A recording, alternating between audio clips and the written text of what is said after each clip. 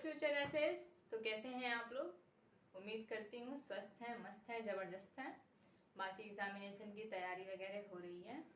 और आज मैं लेके आई हूँ नेक्स्ट गायनोकोलॉजिकल डिसऑर्डर, जो कि है uterine prolapse. So today we will discuss about uterine prolapse, definition, causes, sign and symptoms, degrees of uterine prolapse, and along with it we will discuss about the diagnostic evaluation and management. We have described the management into three categories: preventive management, conservative management and surgical management. So let's begin. Definition. हम कैसे define कर सकते हैं uterine prolapse को?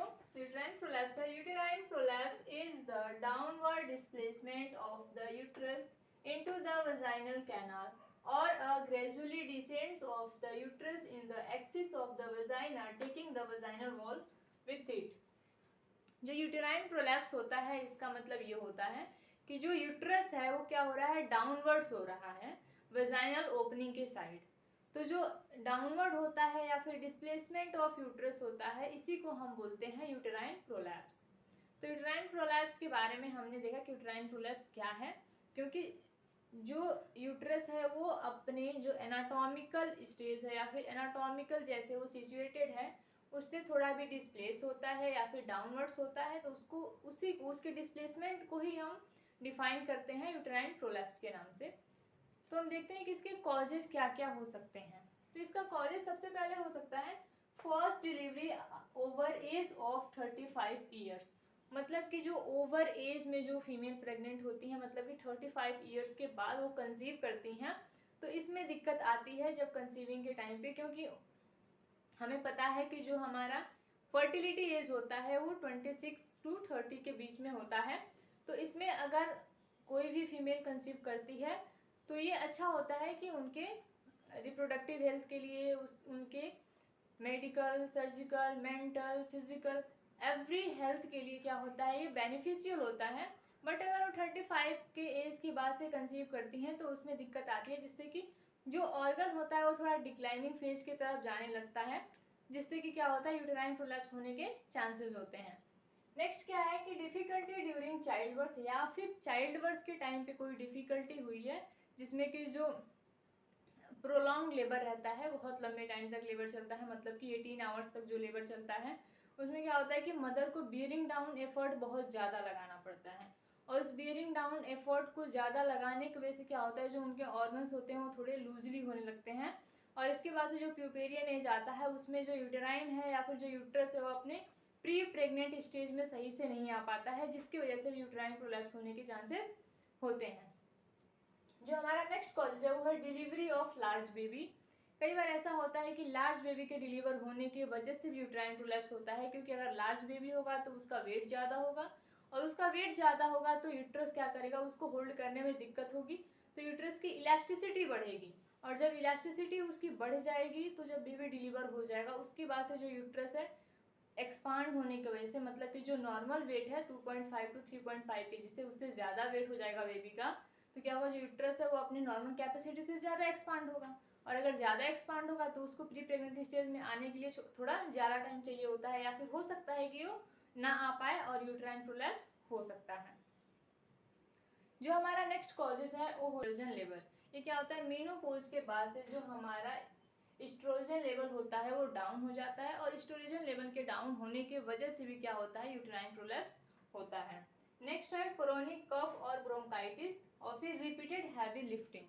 जो chronic कफ होता है, chronic कफ मतलब कि बहुत लंबे टाइम से खांसी आ रही है, और हमें पता है कि जब खांसी होती है, बहुत लंबे टाइम से खांसी रहती है, तो पूरा ऑर्गन क्या होता है, उसमें डिस्कम्फर्ट हो जाता है। और लंबी खांसी की वजह से हमें पता है कि हमारे रिप्रोडक्टिव ऑर्गन पे, या फिर ऐसा बोल सकते हैं कि जो लोअर ऑर्गन है उन पे ज़्यादा प्रेशर पड़ता है, जिसकी वजह से भी यूटेराइन डिस्प्लेसमेंट होने के चांसेस हो सकते हैं। इसके अलावा क्या है, नेक्स्ट क्या है, heavy weight lifting. Heavy weight lifting में खास करके उन लोगों का होता है, जो ये लिफ्टर वगैरह होते हैं, जो जिम वाले मतलब फीमेल्स होती हैं, वीमेन होती हैं, उनमें ये सारी चीज़ें देखने को मिलती हैं, क्योंकि वो लंबे टाइम से, क्रोनिक टाइम से क्या करते हैं, वो वेट लिफ्ट वगैरह करते हैं, और दिन ब दिन उनका जो वेट होता है वो बढ़ता जाता है। जो लिफ्ट करते हैं अपना वजन कम, उनका वजन कम होता जाता है, और जो टारगेट रखते हैं वो उसका वेट ज़्यादा रहता है। तो इन सारी चीज़ों की वजह से भी ऑर्गन डिस्प्लेसमेंट होने के चांसेस होते हैं। अब हम देखें कि जो ये ऑर्गन डिस्प्लेसमेंट हो रहा है, यूटेराइन प्रोलैप्स हो रहा है, उसके वजह से क्या क्या सिम्टम्स देखने को मिलते हैं। जो सिम्टम्स है tissue balls out from vagina. कहने का मतलब यह है कि जब यूटेराइन प्रोलैप्स होगा तो ऑब्वियसली जो यूट्रस है वो डाउनवर्ड्स होगा और वो क्या होगा, वजाइना तक आएगा, वजाइना तक दिखेगा। तो उस टाइम पे क्या होता है, जो फीमेल होंगी जिनमें ये सारी दिक्कतें होंगी उसको ऐसा फील होगा जैसे वजाइना के साइड में बल्ज हो रहा है, उसमें कुछ फुला फुला सा फील हो रहा है या कुछ हैवीनेस फील हो रही है। नेक्स्ट होगा फीलिंग हैवीनेस और पुलिंग द पेल्विस। वही सेम चीज़ होता है कि उसको ऐसा फील होता है कि कुछ हैवी सा फील हो रहा है, इसके साथ ऐसा लगेगा कि जैसे ऑर्गन है वो डाउनवर्ड खींच रहा है, कोई खींच रहा है, या फिर ऐसे चलने में बैठने में ऐसे दिक्कत होती है जिसमें बहुत ज़्यादा हैवीनेस फील होती है। नेक्स्ट होता है हैविंग ट्रबलिंग बाउल मूवमेंट, और बाउल मूवमेंट में भी दिक्कत होती है। बाउल मूवमेंट में दिक्कत इसलिए होती है कि जो पेरिस्टालिसिस मूवमेंट है या फिर जो प्रोसेस है, हम जो भी पर्सन है उसका अगर प्रोसेस है कि हाँ वो बाउल के लिए जा रहा है, तो इन सारी चीज़ों में दिक्कत इसलिए होती है कि जो ऑर्गन्स हैं या फिर ऐसा बोल सकते हैं जो टिश्यू है बहुत ज़्यादा बल्ज हो गया है, और बल्ज होने की वजह से जो इंस्फिक्टर है वो बहुत ज़्यादा लूज हो जाते हैं। तो इसलिए क्या होता है कि जो ओपनिंग है, ओपनिंग में थोड़ी दिक्कत आती है, और ओपनिंग के बल्ज हो जाने की वजह से बाउल मूवमेंट में भी दिक्कत आता है। नेक्स्ट है बैकएक और ड्रैगिंग पेन इन पेल्विस, और बैकएक में और जो पेल्विस एरिया है उसमें पेन कॉन्टिन्यूअस बना रहता है। नेक्स्ट है डिस्पेरिनिया। डिस्पेरिनिया का मतलब होता है pen during sexual intercourse. Pen during sexual intercourse इसलिए होगा कि जो सर्विक्स है वो तो डाउनवर्ड्स आ रहा है, वो तो क्या हुआ, पुल हो गया है, या फिर ऐसा बोल सकते हो डिस्प्लेस हो गया है। और अगर यूट्रस डिस्प्लेस हुआ है तो ऑब्वियसली उसके आगे जो भी ऑर्गन्स हैं सारे डिस्प्लेसमेंट होंगे या फिर सब में डिस्कम्फर्ट होने के चांसेस हैं, जिसके वजह से पेन होता है ड्यूरिंग इंटरकोर्स। नेक्स्ट है वाइट और ब्लड स्टेन डिस्चार्ज, और क्या हो सकता है कि वाइटिस और ब्लड स्टेन डिस्चार्ज हो सकता है। ये इसलिए होता है कि इन्फ्लामेशन की वजह से होता है, क्योंकि वेजिनाइटिस वगैरह हो जाता है जब जो बल्जिंग है या फिर जो भी ऑर्गन है, यूट्रस है, वो अगर वजाइना से आउटसाइड आया है तो उस टाइम पे क्या होता है, केयर अच्छे से नहीं हो पाता है, और अगर फीकल जो भी प्रोडक्ट होता है, चाहे उसके जो भी ये सारे सिम्टम्स होते हैं, और जो ऑर्गन है वो बल्जिंग हुआ है, इसकी वजह से वो क्या होता है कि पर्सनल हाइजीन मेंटेन नहीं हो पाता है, पेरिनियल हाइजीन अच्छे से मेंटेन नहीं होता है, जिसकी वजह से इन्फेक्शन होने के चांसेस होते हैं। और अगर इन्फेक्शन हो जाता है उसके बाद से वाइटिस या फिर ब्लड स्टेन डिस्चार्ज देखने को मिलता है। नेक्स्ट हम देखेंगे कि degree of uterine prolapse. Actually जब आप लोग पढ़ेंगे या फिर लिखेंगे तो जो डिग्री ऑफ यूटेराइन प्रोलैप्स है ये आप जस्ट डेफिनेशन के बाद लिखेंगे, बट मैंने ये बाद में समझाने के लिए लिखा है क्योंकि अभी अभी मुझे ये चीज़ याद आई है। सो आप अगर इसको लिखोगे, एग्जामिनेशन में लिख रहे हो या फिर नोट्स बना रहे हो, तो जो डिग्री ऑफ यूटेराइन प्रोलैप्स है इसको जस्ट डेफिनेशन के बाद लिखना है। जो डिग्री ऑफ यूटेराइन प्रोलैप्स है उसको हमने 3 पार्ट में कैटेगराइज किया है। जो फर्स्ट डिग्री है उसमें क्या होता है, the uterus decreases down from anatomical position but external os still remains inside the vagina. First degree में क्या होता है, जो यूट्रस होता है वो डाउनवर्ड डिसेंड होता है, मतलब कि जो उसका एनाटॉमिकल पोजीशन है बस उससे डिसेंड होता है, पर जो उसका एक्सटर्नल ऑस है वो अभी भी वजाइना के अंदर होता है, वो बाहर नहीं होता है। नेक्स्ट है सेकेंड स्टेज में, the external os protrudes outside the vagina but uterine body still remains inside the vagina. जो सेकेंड डिग्री है उसमें क्या होता है, जो एक्सटर्नल ऑस है वो क्या होता है, वजाइना से बाहर तक आ जाता है, प्रोट्रूड हो जाता है, बट जो यूटेराइन का जो पार्ट होता है बॉडी जो हमने पढ़ा है, तो जो बॉडी पार्ट होता है यूटेराइन का वो अभी भी इनसाइड द वजाइना होता है। जो थर्ड डिग्री है, थर्ड डिग्री में क्या होता है, कंप्लीट प्रोलैप्स।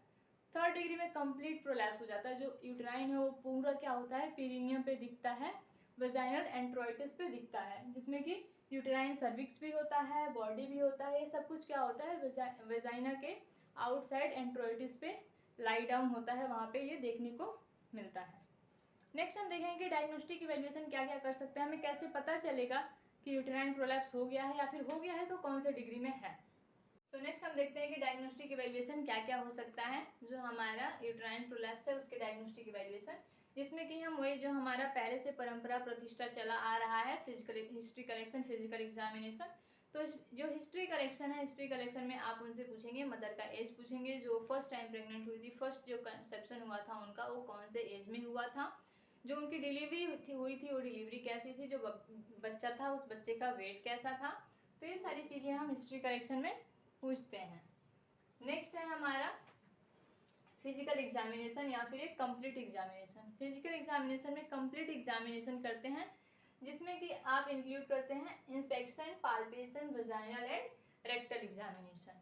तो इससे क्या होता है कि हमें ये पता चलेगा कि इंस्पेक्ट करेंगे पेशेंट को या फिर जो फीमेल है उसको, उसके पहले तो उसके बॉडी बिल्ड को हम इंस्पेक्ट करेंगे कि देखेंगे उसका बॉडी बिल्ड कैसा है, क्योंकि कई बार ऐसा होता है कि जो ओवरवेट होता है, ओवरवेट फीमेल जब प्रेग्नेंट होती है तो उनका वेट और ज़्यादा बढ़ता है, जो कि कंसिडर होता है कि वो प्रोलॉन्ग लेबर को कई बार उनका रिस्क होता है, क्योंकि उनकी मूवमेंट कम होती है और उनका कॉन्ट्रैक्शन सही से नहीं आ पाता है या फिर वो बियरिंग डाउन एफर्ट नहीं लगा पाते हैं, तो प्रोलॉन्गेशन लेबर होता है, जिसके वजह से क्या होता है कि जो यूट्राइन की इलास्टिसिटी या फिर यूट्राइन प्रोलैप्स होने के चांसेस होते हैं। तो ये सारी चीज़ें हम उनके हिस्ट्री कलेक्शन में पूछेंगे। अब फिजिकल एग्जामिनेशन में ये सारी चीज़ें हम ध्यान देंगे। इसके साथ हम पेरिनियम को इंस्पेक्ट करेंगे, जिससे कि हमें पता चलेगा कि अगर किसी भी प्रकार का कोई बल्जिंग है या फिर कोई वाइटिस, कोई वेजाइनल, कोई ब्लीडिंग या फिर ब्लड स्टेन, कोई भी डिस्चार्ज है, तो ये सारी चीज़ें हम नोट करेंगे। इसके साथ जो वजाइनल एग्जामिनेशन, रेक्टल एग्जामिनेशन हम इसलिए करते हैं ताकि जो भी बल्जिंग है वो हमारे वजाइनल और रेक्टल जो ओपनिंग है उनको डिस्टर्ब करती है, और हमारे चाहे वो यूरिन रिलेटेड कोई प्रॉब्लम हो, चाहे यूरिन इनकॉन्टिनेंस हो, कॉन्स्टिपेशन हो, ये सारी चीज़ें ये अराइज होती हैं यहाँ से। नेक्स्ट हम देखेंगे जनरल एग्जामिनेशन। जनरल एग्जामिनेशन में हम जनरली BMI वगैरह देखते हैं, उनका डेली लाइफ देखते हैं, डेली लाइफ रूटीन क्या है, तो ये सारी चीज़ें हम उनसे पूछते हैं, जानने की कोशिश करते हैं। नेक्स्ट है पेल्विक एग्जामिनेशन। पेल्विक एग्जामिनेशन से आप सभी लोग बहुत अच्छे से वाकिफ़ होंगे, सब लोग जानते होंगे। तो कंप्लीट पेल्विक एग्जामिनेशन करते हैं। ये सारी चीज़ें हमें हेल्प करती हैं कि हम यूटेराइन प्रोलैप्स को पता लगा पाएँ, उसका डायग्नोसिस बना पाएँ, और ये हमें पता चलता है इनके साथ कि ये कौन से डिग्री का यूटेराइन प्रोलैप्स है। नेक्स्ट हम चलते हैं मैनेजमेंट की ओर। मैनेजमेंट को हम कैटेगराइज करते हैं 3 पार्ट में, प्रिवेंटिव, कंजर्वेटिव और सर्जिकल मैनेजमेंट। प्रिवेंटिव का मतलब ये है कि हम उसको प्रिवेंट कैसे कर सकते हैं जो भी यूटेराइन प्रोलैप्स है, क्योंकि वो प्रिवेंटिव में सब आ जाएंगे, चाहे जो उससे ग्रसित हैं वो भी, या फिर जो उनके रिस्क पे हैं, या फिर नॉर्मल जो हेल्दी पर्सन है वो भी। नेक्स्ट है हमारा कंजर्वेटिव। कंजर्वेटिव मैनेजमेंट का मतलब ये होता है कि हम बिना किसी सर्जरी का, बिना किसी इन्वेसिव प्रोसीजर का, हम उस सिम्टम्स को, उस डिजीज कंडीशन को करेक्ट करने की कोशिश करते हैं, वेदर इट इज थेरेपी और मेडिकेशन। ओके, नेक्स्ट है सर्जरी। सर्जरी में हम आगे देखेंगे कि मतलब अगर मेडिकेशन से ठीक नहीं हुआ, प्रिवेंटिव मेजर से ठीक नहीं हुआ, तो हमें क्या करना है कि सर्जरी परफॉर्म करना है। प्रिवेंटिव मेजर में क्या होता है, adequate antenatal, intranatal, postnatal care. अगर हम एंटीनेटल केयर अच्छे से देते हैं, देखो एक दूसरे से इंटरकनेक्टेड कैसे है कि एंटीनेटल केयर अच्छे से रहा, एक्सरसाइजेस वगैरह सब कुछ फीमेल ने मेंटेन करके रखा, अपना खान पान सही रखा, अगर एंटीनेटल सही रहा तो इंट्रानेटल में कोई दिक्कत नहीं है, क्योंकि इंट्रानेटल में प्रोलॉन्गेशन नहीं होगा लेबर का, और प्रोलॉन्गेशन नहीं होगा तो उसको ज़्यादा बियरिंग डाउन एफर्ट नहीं लगाना पड़ेगा, और ज़्यादा बियरिंग डाउन एफर्ट नहीं लगाएगी, बेबी हेल्दी रहेगा, बेबी हैवी नहीं रहेगा।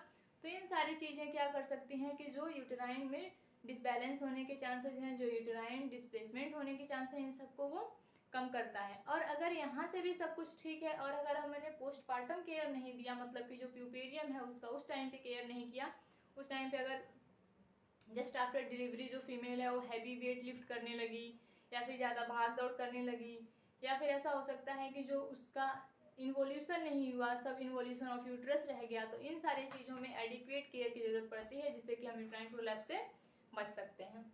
नेक्स्ट है जनरल मेजर्स। जनरल मेजर्स में यही है कि उसको अपने वेट का ध्यान रखना है, उसको BMI मेंटेन करके रखना है। इसके साथ साथ क्या करना है कि उसके जो भी हेल्थ इश्यूज हैं या फिर जो भी बाकी चीज़ें हैं जैसे कि वेट लिफ्टिंग वगैरह है, इन सारी चीज़ों से उसको प्रिवेंट रखना है।